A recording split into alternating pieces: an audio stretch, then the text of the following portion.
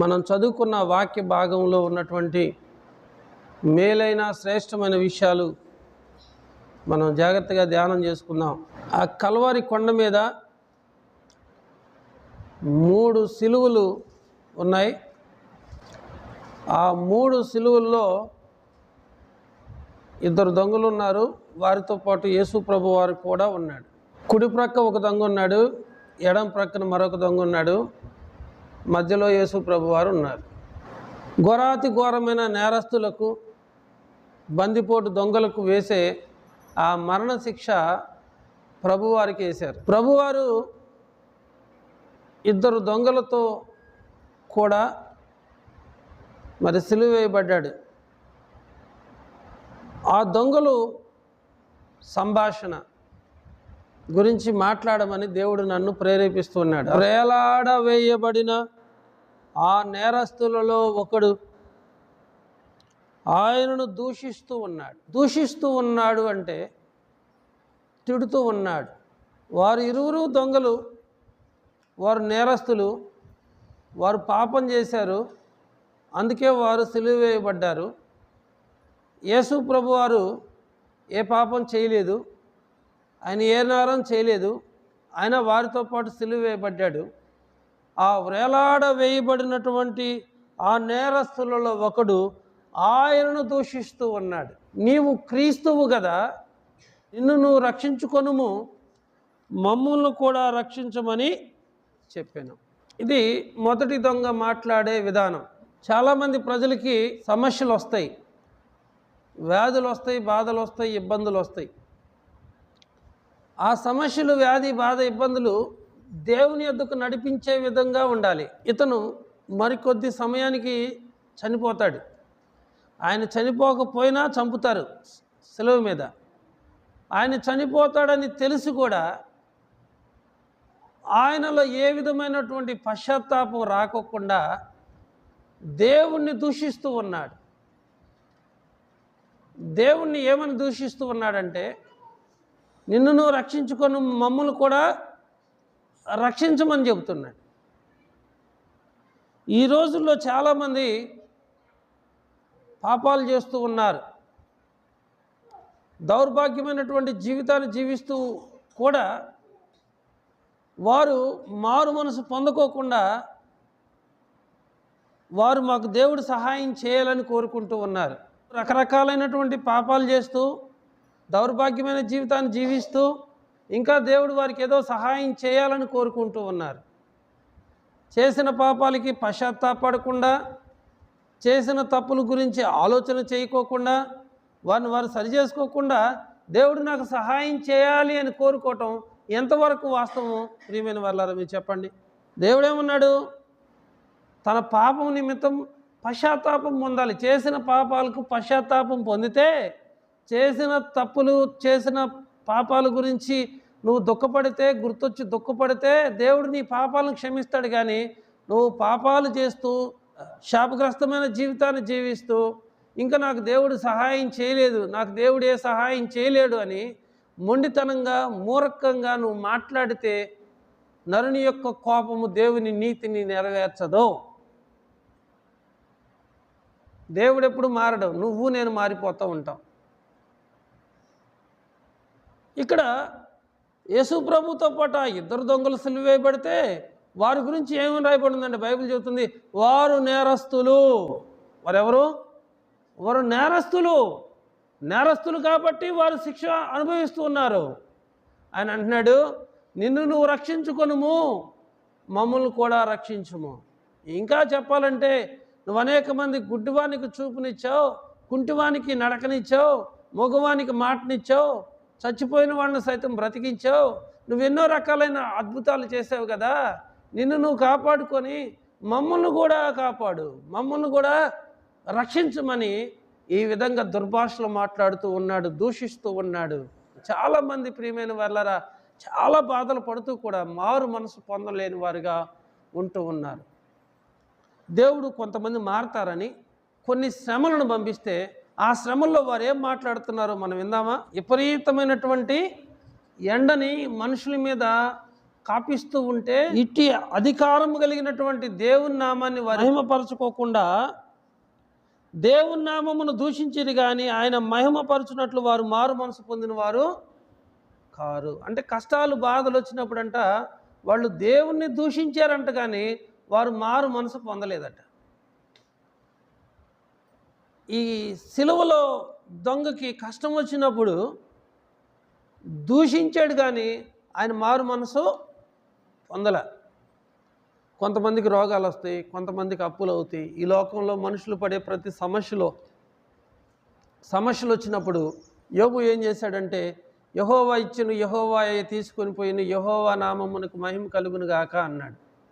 దేవుడు ఇచ్చాడు, దేవుడు తీసుకున్నాడు. దేవుని నామానికి మహిమ చెప్పాడా, దేవుని నామాన్ని దూషించాడా?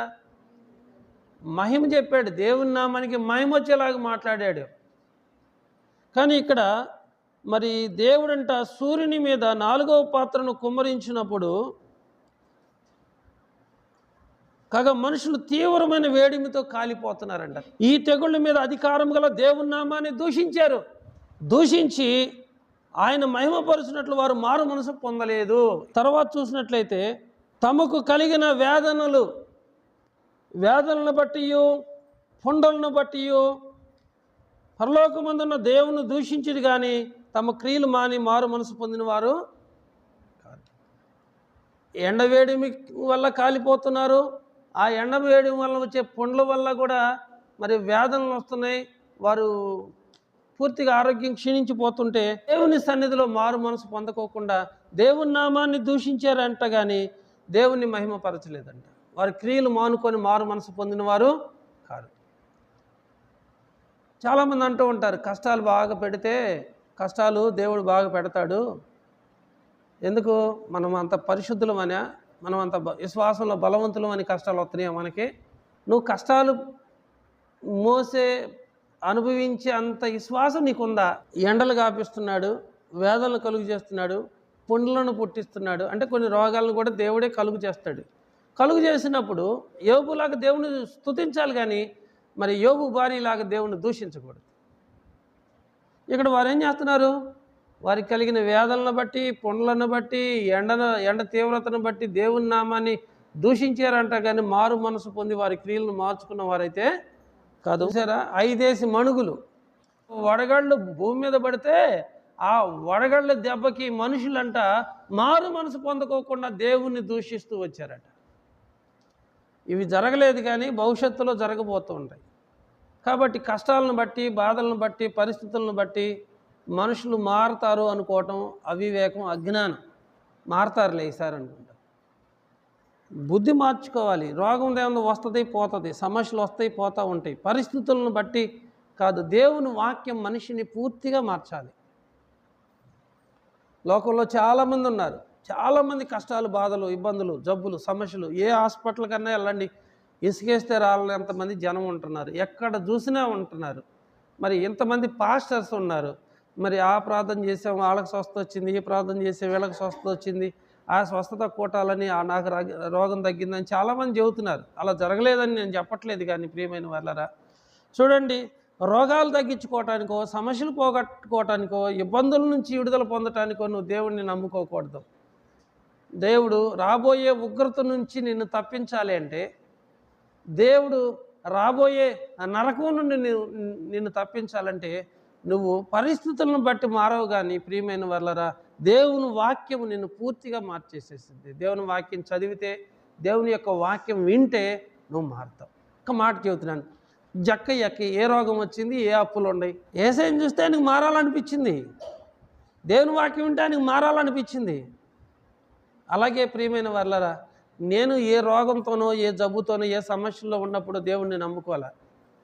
దేవుని యొక్క వాక్యం నన్ను మార్చింది. దేవుని వాక్యం వినటం వల్ల, చదవటం వల్ల, ఆ వాక్యం ద్వారానే దేవుడు నా జీవితాన్ని మార్చేస్తూ వచ్చాడు.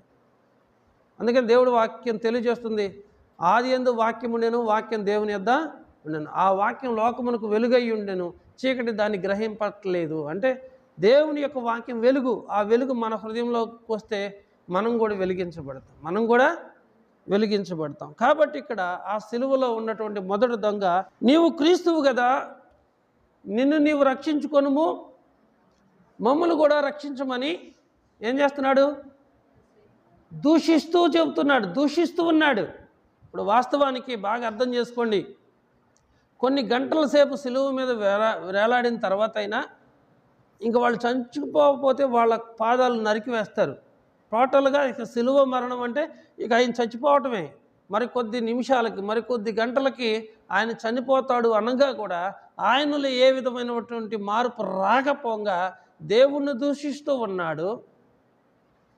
ఇంకా ఈ లోకంలో బ్రతకాలి, ఇంకా ఈ లోకాన్ని అపరిమితంగా అనుభవించాలి అనే యొక్క యావ తపనలో ఆయన బ్రతుకుతున్నాడు. ఆయన ఏ ఆశీర్వాదం కోరుకుంటున్నాడంటే భూ సంబంధమైనటువంటి ఆశీర్వాదం కోరుకుంటున్నాడు.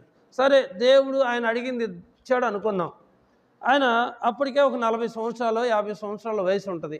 ఇంకా బతికితే ఇంకొక 20 ఏళ్ళు బతుకుతాడు, ఇంకొక 20 ఏళ్ళు బతుకుతాడు. తర్వాత ఆయన చనిపోవాలా లేదా? అలాగే ఈ లోకంలో చాలామంది దేవుని సన్నిధికి వస్తూ దేనికోసం అంటే ఏదైనా అవసరతలు తీరటం కోసం, అక్కర్లు తీరటం కోసం, ప్రాబ్లమ్స్ నుంచి విడుదల పొందటం కోసం దేవుణ్ణి నమ్ముకునే వాళ్ళు చాలామంది ఉన్నారు. వారికి ఏం కావాలంటే పరలోకం అవసరం లేదు, భూ సంబంధమైన ఆశీర్వాదాలు కావాలి. ఈ జీవిత కాలం మట్టుకే మనం దేవుని కుమారుడైన యేసుక్రీస్తునందు విశ్వాసం ఉంచితే మనుషులందరికంటే మనం దౌర్భాగ్యం అవుతామంట.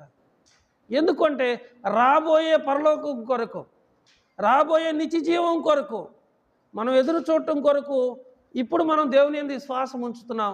మరి దేవుని దగ్గరకు వచ్చే బిడ్డలు ఎలా వస్తున్నారంటే మరి అవసరతల కొరకు, అక్కర్ల కొరకు, జబ్బుల కొరకు, సమస్యల నుంచి విడుదల పొందడం కోసం వస్తున్నారు. ఇవన్నీ తీరిపోయిన తర్వాత మళ్ళీ వారు దేవుని విడిచిపెడుతూ ఉంటారన్నమాట. ఇక్కడ మొదటి దొంగ అదే అడుగుతున్నాడు, నిన్ను నువ్వు కాపాడుకో, మమ్మల్ని కూడా కాపాడమని చెబుతున్నాడు. అంటే ఏ మాత్రం ఆయనకి పశ్చాత్తాపం లేదు, ఇంకా బ్రతకాలన్న ఆశ కలిగి ఉంటున్నాడు. ఈ విధంగా ఆయన దూషిస్తూ వచ్చి